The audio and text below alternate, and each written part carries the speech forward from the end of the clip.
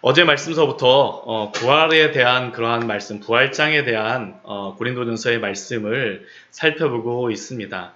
특별히 어제의 말씀에서는 복음이 무엇인지에 대하여서 사도를 통하여 우리가 보면서 부활의 역사성과 사실성에 대하여서 우리가 보았습니다. 그리스도의 부활이 역사적이며 사실이라는 것을 고린도 교회 성도들에게 분명하게 각인시켰죠.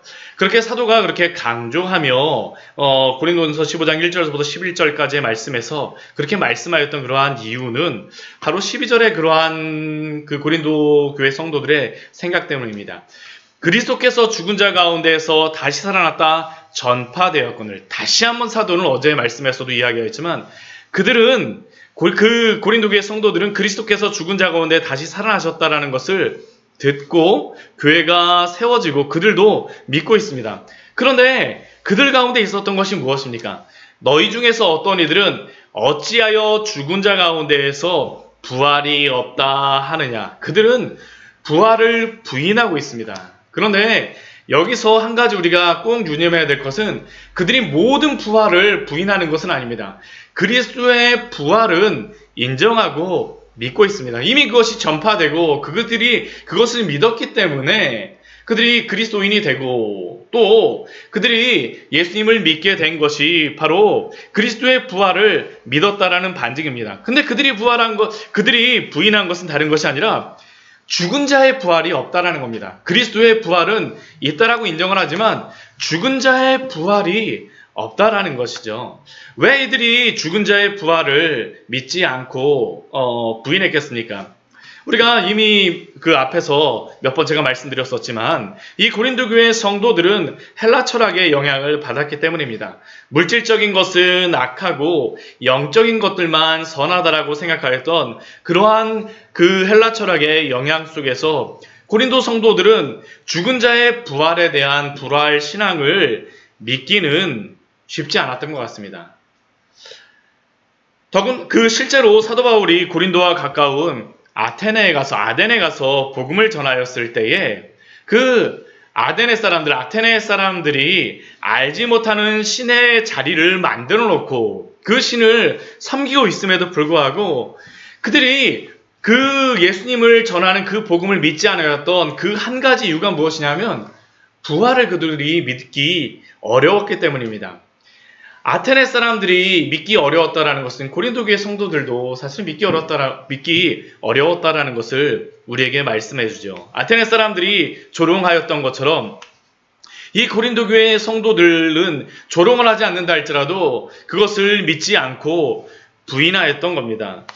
더군다나 고린도 교회 성도들은 자신들이 예수님을 믿고 이미 신령한 자가 되어졌다라고 생각했기 때문에 이 부활에 대한 그러한 부분에 대해서는 크게 필요성을 느끼지 못하였을 것이다라고 우리가 충분히 생각할 수 있습니다. 그런데 그러한 부활을 부인하는 고린도 교회 성도들을 향하여서 사도가 그 부활을 부인한다라는 것이 무엇을 의미하는가라는 것에 대하여서 설명한 게 바로 오늘 말씀입니다. 단순히 죽은 자의 부활만을 부인하는 것이 아니라 그 안에는 더 많은 의미가 있다라는 것이죠. 첫 번째 그 의미가 무엇이겠습니까? 13절 말씀에서 그것을 우리에게 말씀합니다. 만일 죽은 자의 부활이 없다라고 한다면 그리스도도 다시 살아나지 못하셨으리라. 그리스도의 부활도 없다라는 겁니다. 그들은 그리스도의 부활은 믿고 인정한다라고 하지만 죽은 자의 부활을 부인하게 되면 그것은 그리스도의 부활도 부인한다라는 것을 의미한다라는 것을 지금 사도가 말씀하고 있습니다. 왜냐하면 죽은 자의 부활을 부인한다라는 것이 모든 부활의 근거가 되는 예수 그리스도의 부활도 의미가 없다라는 것과 일맥상통하기 때문이죠. 그래서 그리스도의 부활이 부인하게 되면 그 다음에 또 이어지는 것이 무엇입니까? 14절 말씀입니다. 계속 꼬리에 꼬리를 무는 것이죠. 그리스도께서 만일 다시 살아나지 못하셨으면 그리스도의 부활이 없다라고 하면 우리의 전파하는 것도 헛것이요. 왜냐하면 사도가 전하는 그 복음의 핵심은 부활이기 때문입니다. 그리스도의 부활인데 그리스도의 부활이 부인되게 되면 결국 그들이 전파되는 것도 헛것이며, 또 사도가 전한 그 복음이 헛것이 되어지게 되면 고린도 교회 성도들이 믿는 그 믿음도 헛것이다라고 14절 말씀에서 말씀하고 있죠. 단순히 죽은 자의 부활만 부인되는 것이 아니라 그리스도의 부활이 부인되어지고, 또한 사도가 전하는 그러한 모든 복음도 부인되어지고, 너희가 믿는 그러한 모든 믿음도 헛것이다라는 겁니다. 헛것이다라는 것이죠. 그래서 15절 말씀에서는 또 그 사도가 이렇게 말합니다. 우리가 하나님의 거짓 증인으로 발견되리니, 우리가 거짓말하는 사람이라는 거죠. 사도가 지금까지 복음이 참된 진리라고 증언하였는데, 사도가 전하였던 그러한 모든 것들은 다 거짓말입니다. 자신도, 사도도 거짓 증인이라는 것입니다. 거짓 증인이라는 것이죠. 그래서 15절 그 후반절 말씀서부터 보게 되면 이것을 다시 한번 정리해서 다시 한번 설명합니다. 만일 죽은 자가 다시 사는 것이 없으면 하나님이 그리스도를 다시 살리시지 아니하셨으리라. 이것은, 그 더 심각한 것은 하나님이 그리스도도 다시 살리시지 않았다라는 것을 의미하는 겁니다. 하나님조차도 거짓말하는 자로 만들어 버렸다라는 겁니다. 왜냐하면 예수 그리스도의 그 부활에 대하여서 구약 성경에 예언되어 있지 않습니까? 시편 16, 수요일 그 말씀을 통하여서 우리가 예수 그리스도의 부활에 대하여서 사도행전 말씀을 보았었는데, 시편 16편 말씀을 사도 베드로가 인용하지 않습니까? 부활의 역사성에 대하여서 말씀하면서 시편 16편의 말씀도 거짓이 된다는 거죠. 구약 성경이 거짓말입니다. 또 요나가 3일 만에 부활하는 것을 예수님이 말씀하셨었는데, 이 모든 성경의 말씀이 거짓이 된다는 것은 하나님조차도 거짓말하는 분으로 만들어버린다는 것이죠.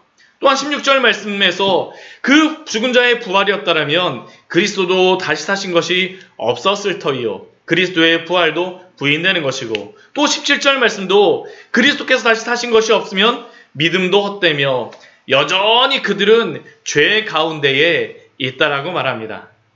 그리고 18절 말씀에서는 결론적으로는 그리스도 안에서 죽은 자들도 그냥 다 망해버리는 겁니다. 부활이었기 때문에 다 망하는 것이고, 19절 말씀에서는 그리스도 안에서 그 소망이 있는 그러한 성도들도 어떻습니까? 이 생의 삶뿐이면, 이 세상에서의 삶뿐이게 되면 자신들이 가장 불행한 사람이다라고 지금 말하고 있는 것이죠. 결국 오늘 말씀은 다른 것이 아닙니다. 만일 고린도 교회 성도들이 죽은 자의 부활을 부인하게 된다면 단순히 죽은 자의 부활만 부인하는 것이 아니라 그들이 믿고 있는 모든 성경의 진리와 함께 그들이 가지고 있다라고 하는 그 모든 신령한 지식과 모든 그러한 믿음, 그들이 죄에서부터 구원을 받았다라고 하는 그러한 모든 구원도 다 헛것이며 지금 그들이 믿고 있는 그 삶은 가장 불행한 삶이다라고 사도가 말씀하고 있죠. 이것은 이 시대 가운데에서도 또한 사도가 우리에게 말씀하여 주고 있는 그러한 진리 가운데 하나입니다. 오늘 이 시대 가운데에 가장 큰 문제가 되어지는 그러한 신학적인, 아니면 우리의 믿음 가운데 가장 큰 문제가 되어지는 것이 무엇이겠습니까? 오늘 이 시대에는 그리스도의 부활을 부인하는 것만을 말하지는 않습니다. 이것을 믿지 않는 사람들은 있지만, 그러나 그리스도의 부활을 부인하기보다는 무엇을 부인하냐 하면 성경의 역사성과 사실성에 대해서 부인합니다. 성경에 나와 있는 그 하나님의 그러한 말씀들이 역사적이지 않고 사실적이지 않다라는 것을 이 시대의 많은 신학자들과 많은 사람들이 이야기하고, 실제로 지금도 많은 서양의 지금 우리 여러 가지 신학적으로 학술이라든가 학술 모임이라든가 그런 데 가서 우리가 발표를 하게 되면 성경의 그러한 역사성과 사실성을 부인하는 그러한 것들을 인정하고 들어갈 수밖에 없습니다. 성경 비평이라는 것이 항상 그것을 깔고선 시작하기 때문에 그렇습니다.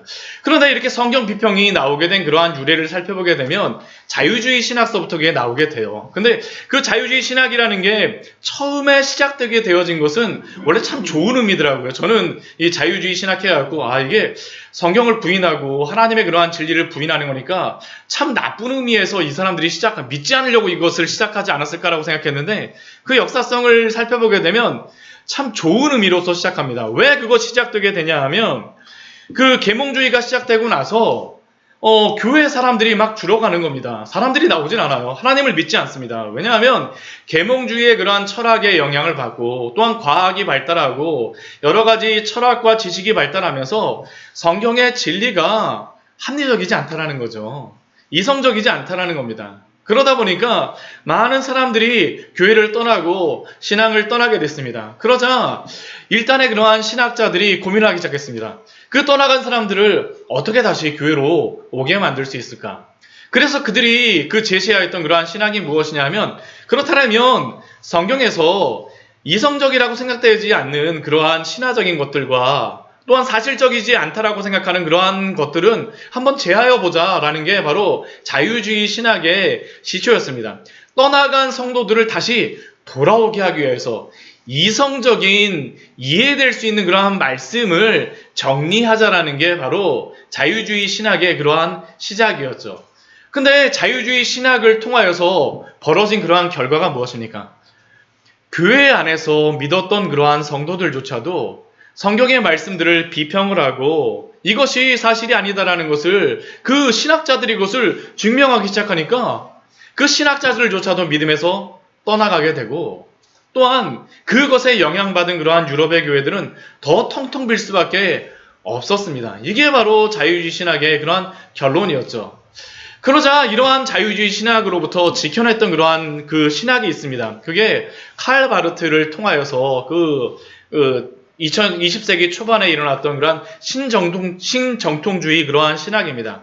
신정통주의 신학은 그 평가하기를 이 자유주의 신학으로부터 이 정통주의 그러한 신학을 지켜냈다라고 평가를 합니다. 근데 그렇게 자유주의 신학으로부터 지켜낼 수 있었던 중요한 이유가 있었습니다.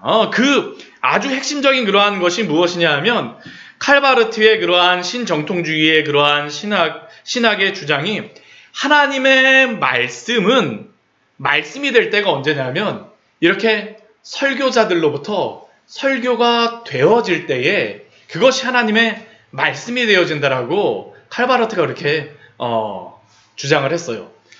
근데 그것이 되게 의미 있었던 게 무엇이냐 하면 많은 사람들이 그 성경에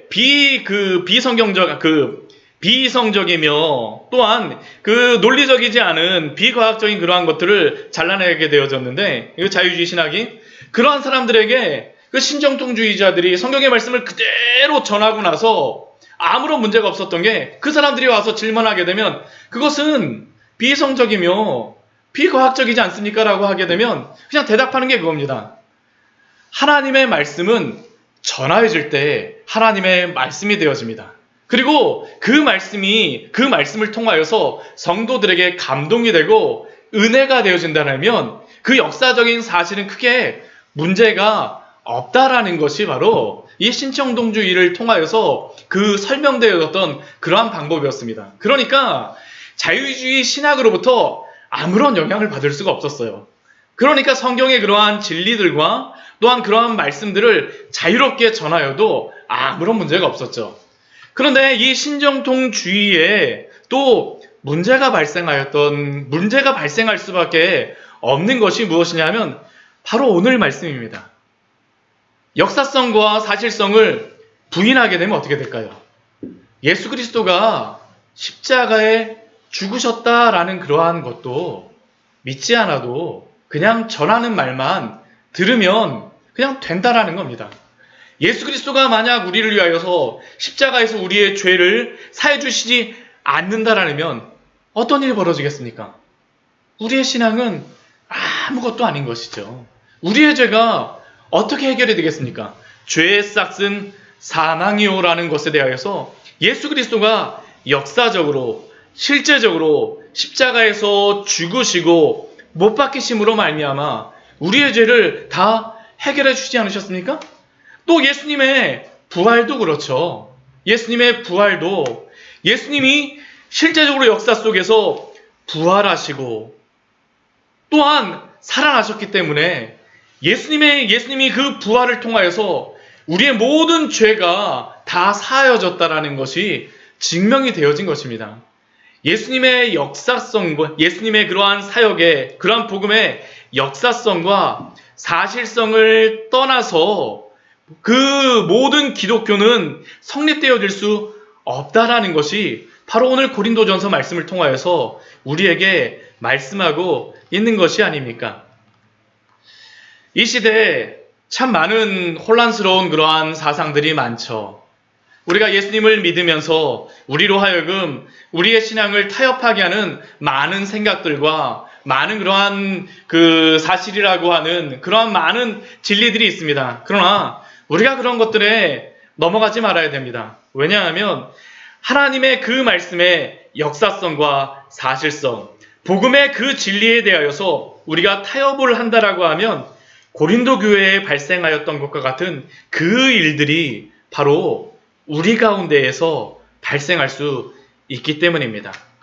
영적으로 혼탁하고 진리가 위협받은 이 시대 속에서 참된 하나님의 복음의 교리와 진리 가운데에 우리의 믿음이 서가고 또한 우리의 교회가 바르게 서감으로 말미암아 하나님의 그 구원의 놀라운 일들이 일어날 수 있도록 기도하여 주십시오. 이것이 참되게 부흥이 일어나는 하나님의 방식이며 또한 고린도 교회를 통하여서 사도 바울을 통하여 하나님이 우리에게 주는 말씀인 줄 믿습니다. 같이 기도하도록 하겠습니다.